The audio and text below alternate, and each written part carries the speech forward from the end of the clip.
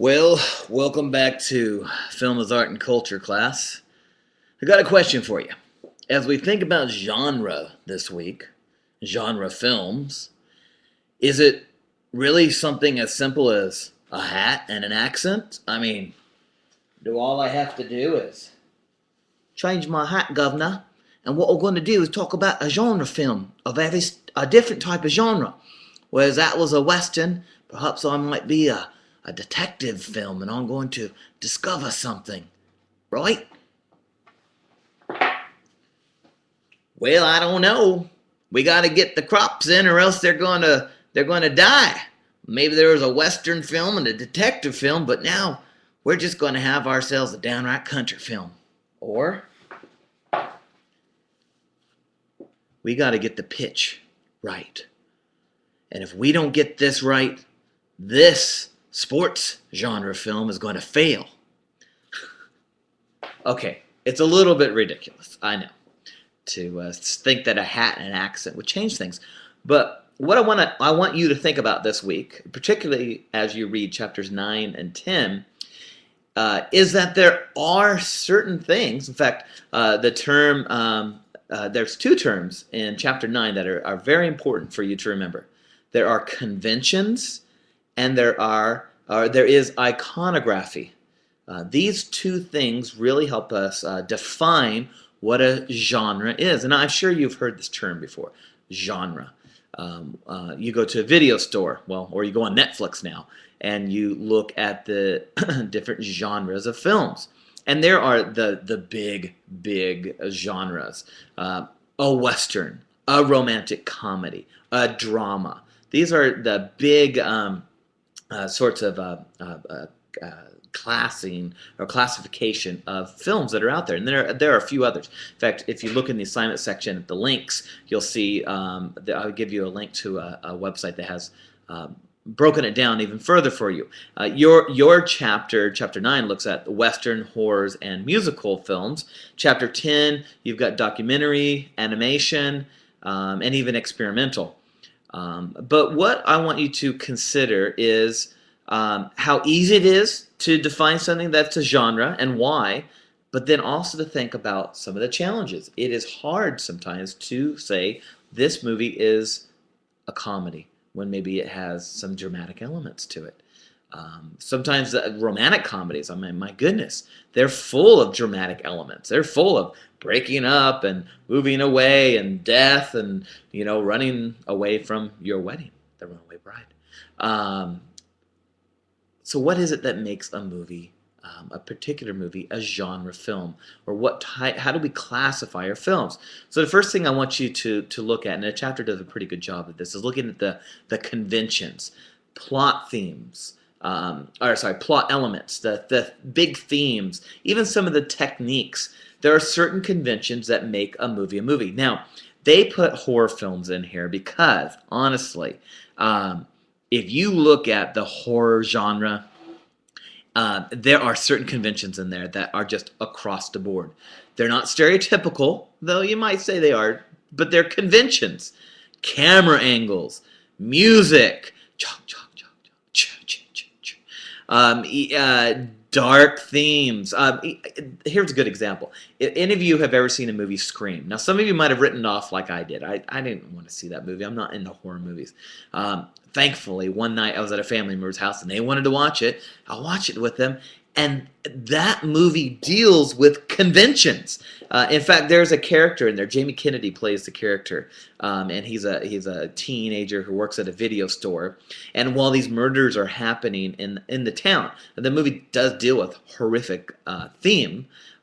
He also talks about the conventions and some of the ironies. Don't ever park your car alone with another girl, or if you're a guy, the guy with the girl in the woods alone. Don't go out there and make out, especially if murders are happening, because you're next.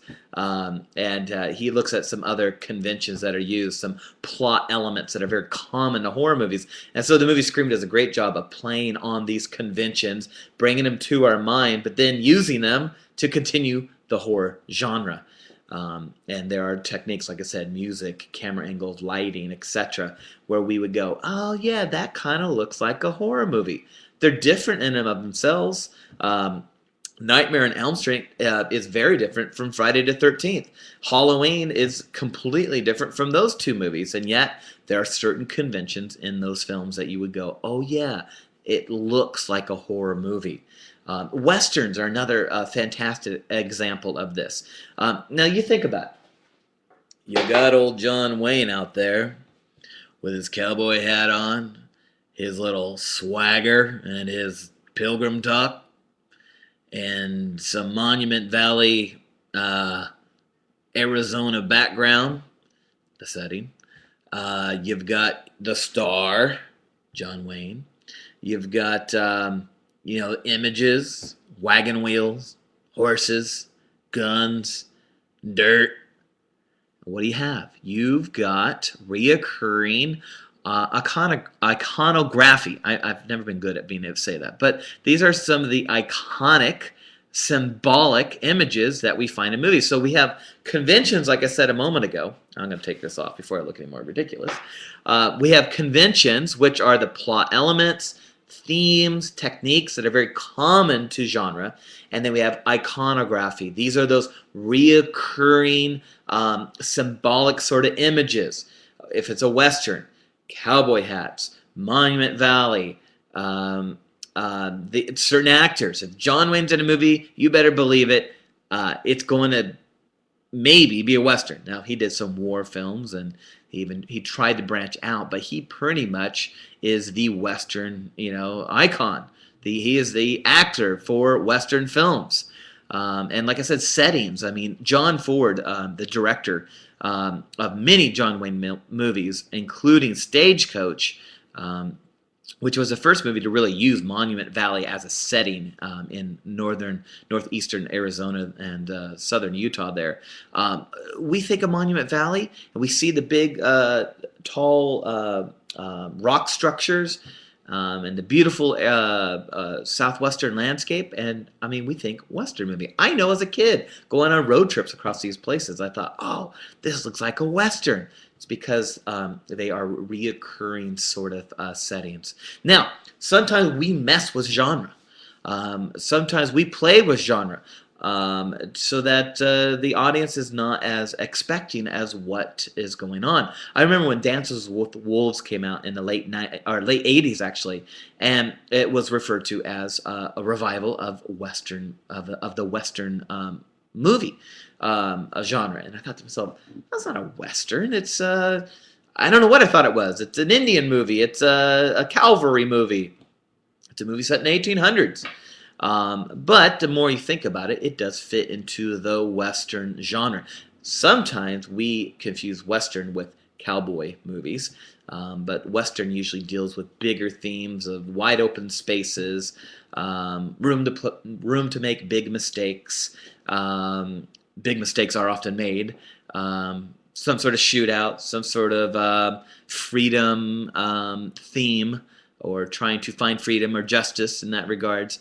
But anyways, there are sometimes what are known as genre benders, where they don't necessarily fit nicely into a particular category. So in part 2, we're going to talk a little bit about that.